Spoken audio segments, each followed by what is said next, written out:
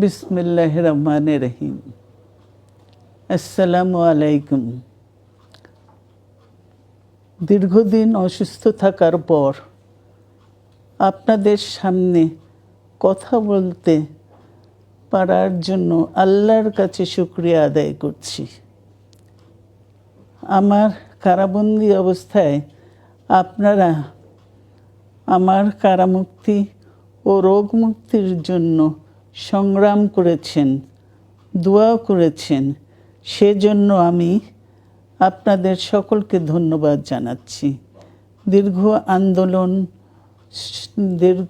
আন্দোলন সংগ্রাম ও ত্যাগের মধ্য দিয়ে আমরা ফ্যাসিবাদী অবৈধ সরকারের কাছ থেকে মুক্তি পেয়েছি।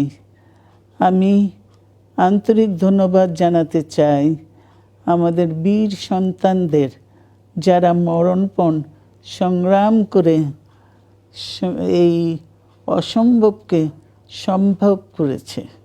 শত শত শহীদদের জানাই শ্রদ্ধা। এ বিজয় আমাদের নতুন সম্ভাবনা নিয়ে এসেছে। দীর্ঘদিনের নজিরবিহীন দুর্নীতি,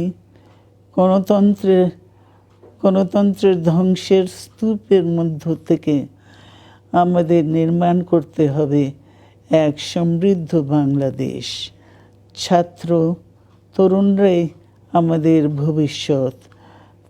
তরুণরা এই যে স্বপ্ন নিয়ে বুকের রক্ত ঢেলে দিয়েছে, সেই স্বপ্ন বাস্তবায়নে করতে মেধা, যোগ্যতা, জ্ঞান ভিত্তিক গণতান্ত্রিক বাংলাদেশ গড়ে তুলতে হবে। শোষণহীন সমৃদ্ধ বাংলাদেশ। সকল ধর্মের গোত্রের অধিকার নিশ্চিত করতে হবে। শান্তি,